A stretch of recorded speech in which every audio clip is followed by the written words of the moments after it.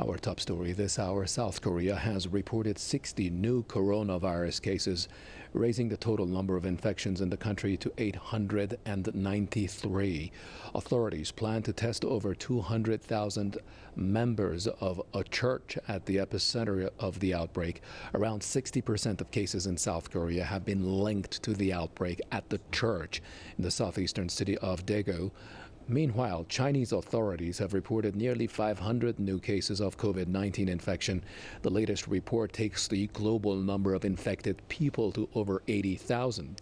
The virus has reached more than 30 countries, with fresh deaths in Italy, Iran, and South Korea. The UN chief has urged the international community to take appropriate action in containing the disease.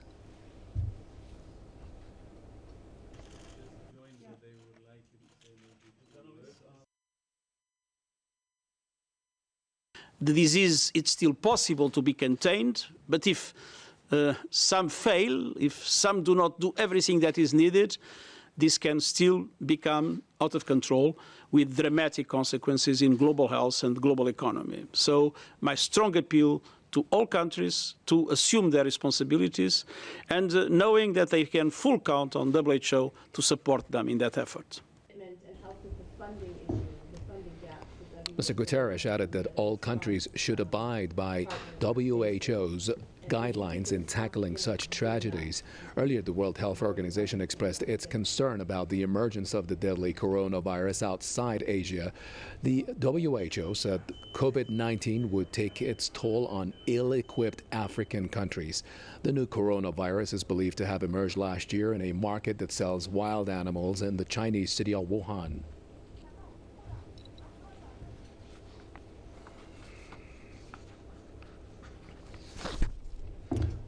Well, let's bring in Jennifer Chang, our correspondent in Seoul, South Korea, via Skype, who's just about to update us on the situation in her country, as well as this recent development that we're hearing, Jennifer, that 200,000 members of this church are going to be examined. Tell us a little bit more about that. Yes, this church is drawing a great deal of hatred here in South Korea. It's this shadowy sect which has hundreds of buildings in Seoul and in Daegu and in other parts of South Korea. And right now, the authorities are frantically trying to track down all of these buildings pretending to be real churches and to locate all of these members so they can be quarantined and made to prevent other people from getting infected here in South Korea. Now, not only is this church a problem, but of the 60 new cases reported here so far today, there was another church-related incident with a church retreat in the Greater Seoul area.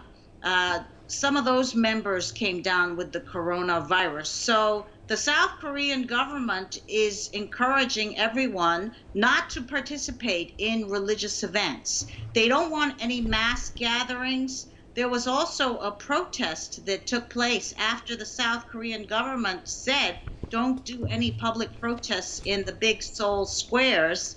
And so right now, the conservative protests that took place in spite of this government ban, this is also in trouble. This is trying to free the jailed President Park Geun-hye, who was impeached and ousted from her office. She supported a preemptive strike on North Korea in the event that North Korea was going to strike South Korea first. She would take the first step, the preemptive move.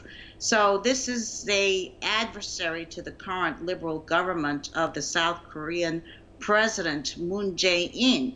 And the government is saying, though, that they are not going to put up with this type of opposition from this type of conservative party, that they are actually going to legally go after and indict the leader of this movement, who is a pastor. So right now, the Christian churches are drawing a great deal of criticism here in South Korea, and especially this shadowy sect. The South Korean government is frantically trying to contain the virus. And today we saw far fewer cases than the 160 or so cases that spiked yesterday. So the liberal South Korean President Moon Jae-in, who favors engagement with North Korea, looks to be in fairly good shape with the parliamentary elections coming up in April. You know, Jennifer, I was speaking to another correspondent of ours just a couple of hours earlier, who's from within China, and then he told me that the speed, just like you said, the speed of the spread has decreased, so to speak. I'm getting that you're basically saying the same thing is coming out of South Korea. What are the hopes among the public that as soon as China finds a way to stop it altogether, there is going to be the ripple effect felt in the other countries, including South Korea, Iran, and Italy, and elsewhere as well?